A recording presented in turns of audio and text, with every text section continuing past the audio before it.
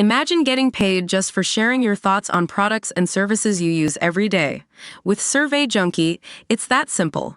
Click on the link in the video description to discover how you can start earning today by taking surveys. Hunter Biden's lawyer turned on the president's son's exes and accused prosecutors of being cruel to his daughter Naomi in extraordinary closing arguments in his federal gun trial on Monday. Defense attorney Abbe Lowell said Hunter's brother's widow and ex Hallie Biden did something incredibly stupid when she threw his gun in the trash at a grocery store in 2016. He also tried to undercut the testimony of his former stripper girlfriend Zoe Keston by claiming she had no evidence he was using drugs when they were together and accused her of lying when she said he smoked crack every 20 minutes. No pipes, no scales, no drugs, not even alcohol, he said of Keston's testimony before the jury was sent out for deliberations. They were sent home for the day after an hour after failing to reach a verdict. The 54-year-old Hunter's fate is now in the hands of 12 of his peers who will decide if he becomes the first son of a sitting president to be a convicted felon. He faces a maximum of up to 25 years in prison for each of the 3 federal firearms charges he is facing. In a highly charged day in court, Ashley Biden ran out in tears and the prosecutors disclosed bombshell text messages Hunter sent to a drug dealer around the time he bought the Colt Cobra revolver at the center of the case.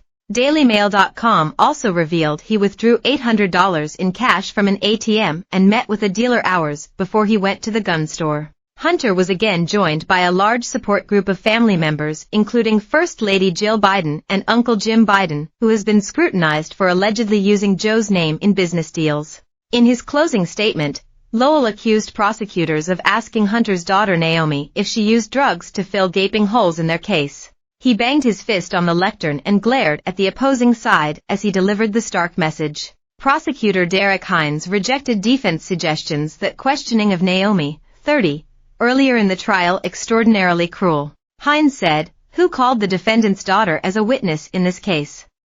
Not us. Naomi was called by the defense and then cross-examined by the prosecution." Hines said several things Lowell had said in his closing arguments were completely unfair.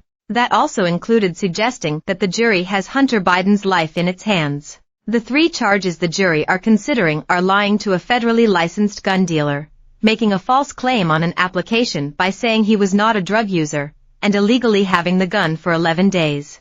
The defense argued that Hallie had done something incredibly stupid on October 23, 2018. Hallie threw out the gun in a dumpster behind a grocery store when she discovered it. Lowell went on to say that she may have thrown it out for love of Hunter. Hallie and Hunter engaged in a romantic relationship after the death of his brother Beau, and used drugs together.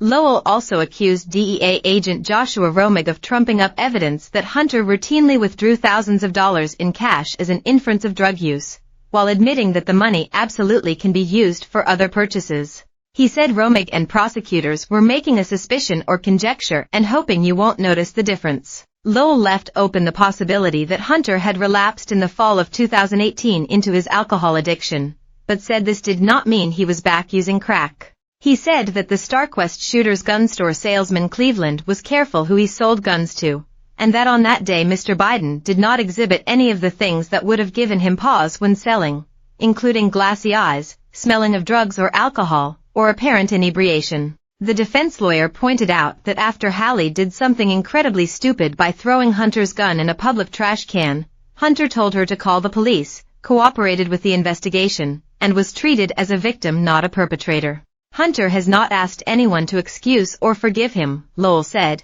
but added that it was unfair to take Hunter's words about being an addict out of context. After the jury went out, Hunter exited arm-in-arm with his wife Melissa. Lowell told the jury it was time to end this case. He criticized the prosecution for treating incidents in Hunter's 4 years of addiction like an accordion, squeezing together distant events to make them seem